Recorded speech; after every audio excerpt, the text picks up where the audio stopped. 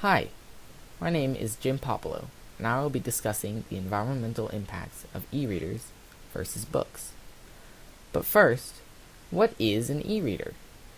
An e-reader is a device which can store and present digital books and other literature called e-books. An e-reader can pretty much hold as many e-books as its owner wants. The benefits are obvious. You can potentially carry hundreds of books in a device smaller and lighter than your average novel. But e-readers can have their disadvantages too. They need to be kept charged, or the last few pages of your new favorite book will be hidden by the black mask of zero battery. How frustrating would that be? When you do plug it in, you use energy, which, for the environmentally conscious consumer, brings up the question, are e-readers or books better for the environment? Both have negative impacts, so in order to answer this question, you must weigh all of the contributing factors. For example, do you care more about deforestation to make paper, or extracting rare earth metals used in e-readers?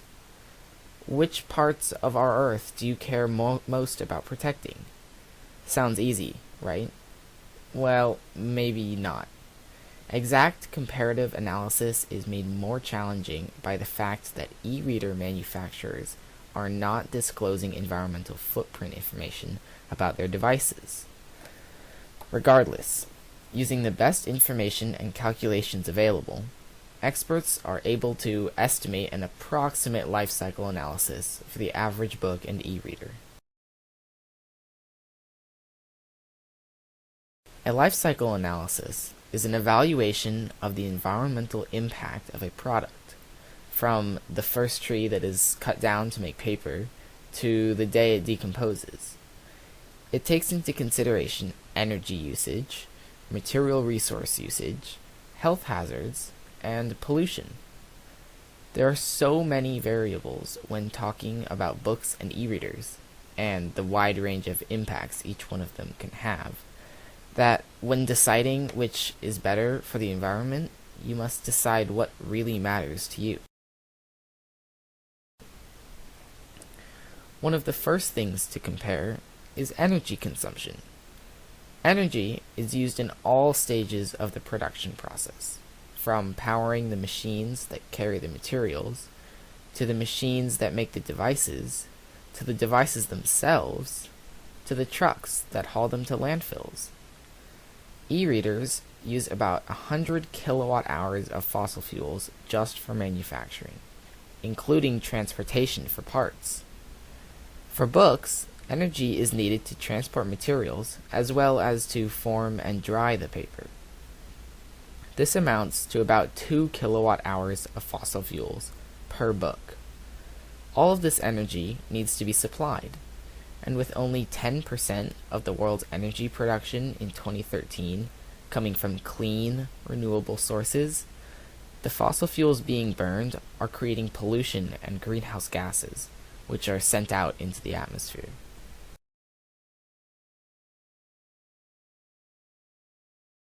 Another important aspect to compare is the pollution generated. Many books use petroleum-based inks, which pollute soil and waterways when the book decomposes in landfills. It is toxic to most fish and can have a huge effect on the health of a river. Additionally, bleach and other harmful chemicals are used to make the paper for books. These toxic chemicals are also let out into the environment. However, e-readers use 100 times more greenhouse gases, and they require much more processing than a book, leading to more emissions. One e-reader creates 66 pounds of carbon dioxide just to produce. Driving to a store 300 miles away creates the same toxic impact as making one e-reader. On the other hand, you would need to drive to a bookstore that is 5 miles away 30 times to create the same impact. This is something e-readers avoid, as you can download ebooks without going anywhere. Since each and every paper book on top of being relatively big and heavy, has to physically travel everywhere, they create much more greenhouse gases than e-readers after each is produced.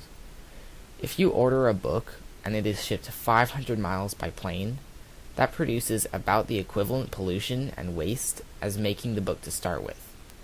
Additionally, if your book ends up in a landfill, its decomposition creates twice the greenhouse gases and toxic impact as its manufacture. So although e-readers have a higher upfront pollution cost, books definitely create their fair share during their lifetime. Books and e-readers also require materials to produce. E-readers require 33 pounds of minerals each and 79 gallons of water to make components such as batteries, wiring boards, plastic coverings, and circuits. Books require only 2/3 of a pound of minerals and 2 gallons of water to mix the pulp smoothie, which is pressed and heat dried to make paper. Most of the required minerals for both products actually goes towards sand and gravel for the roads and landfills they use. However, something to note is that most e-readers contain trace amounts of exotic metals, like columbite tantalite, which is often mined in war-torn regions of Africa, adding to the destruction of land and providing dangerous jobs to desperate workers. Meanwhile, as brought up by Chris Thurman in Business Day, a South African newspaper, books use quite a lot of wood. 1 cord of wood is 128 cubic feet.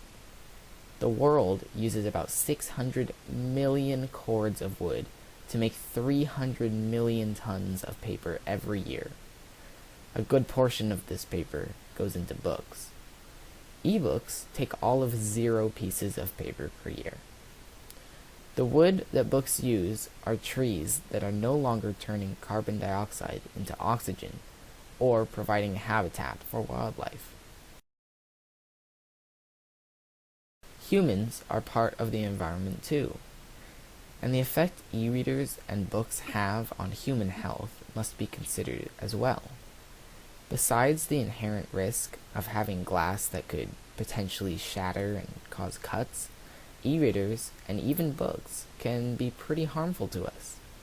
The unit for measuring health is the Disability Adjusted Life Year, or DALY for short, which means the amount of time somebody loses from their life to disability caused by exposure to toxins released anywhere along the line.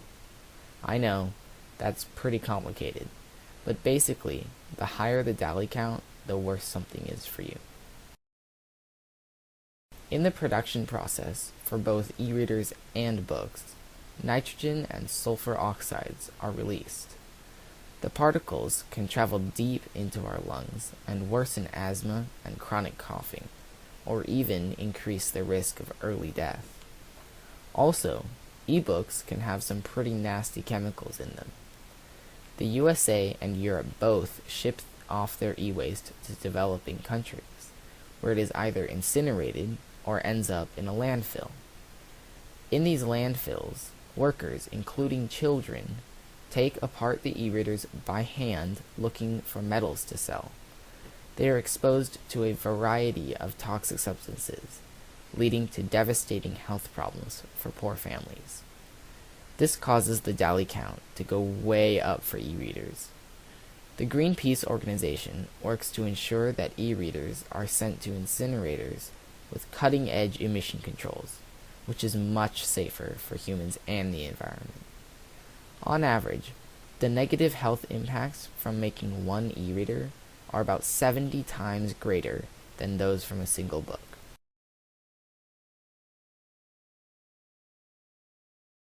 Technology is changing how humans interact with our world in nearly every aspect of our lives. What has been described so far is just a small part of the change that is occurring with how we communicate and interact with others in our global society. Let's review a similar example. As an alternative to snail mail, that requires paper manufacturing plants, mail processing facilities, and an extensive transportation network, electronic devices are increasingly communicating and interacting directly with other devices over the internet. Sounds much greener, doesn't it? But new technology requires new facilities, new devices, satellites, fiber networks, cell towers, and software that doesn't exist before. How these impact the environment is much the same with the debate we are now facing between books and e-readers. Given what we now know about the environmental impacts of one e-reader and one book, we can now make a judgment as to which one is better. It's pretty clear that books are better for the environment, right? Not exactly. Going back to the major advantages of e-readers, they can hold any number of books, making the judgment much harder to make. It turns out that if you read a certain number of ebooks before throwing away your e-reader, the environmental impact balances out. If you think you would read less than 30 ebooks, the environment would thank you to stick with paper. But if you think you would read more than 60 ebooks, please, by all means, go get a Kindle or Nook.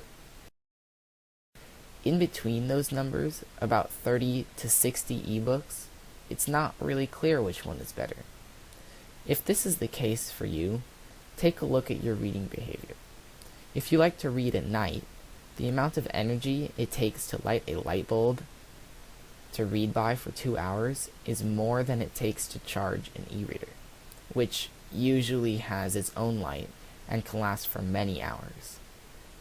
If you like to read during the day, you should stick with books, which take no additional energy.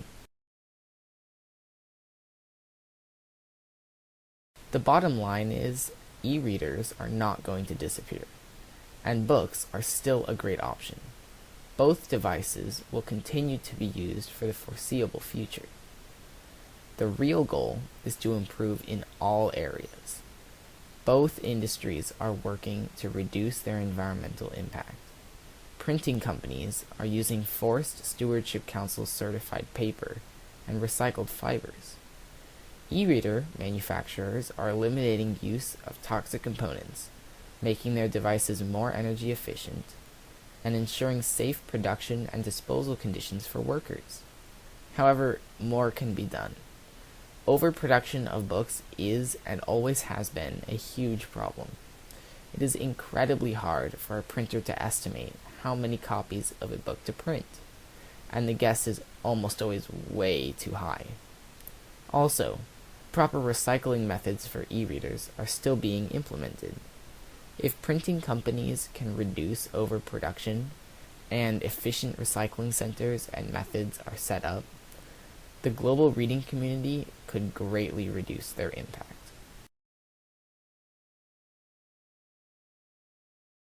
Regardless, if you want to make the least negative impact on the environment when reading today, your best bet is to ride your bike to the library and borrow a book.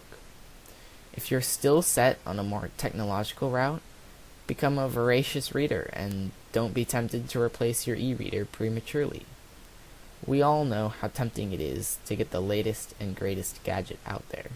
Let's do our best to make good decisions for our environment. Thank you for listening to this important topic.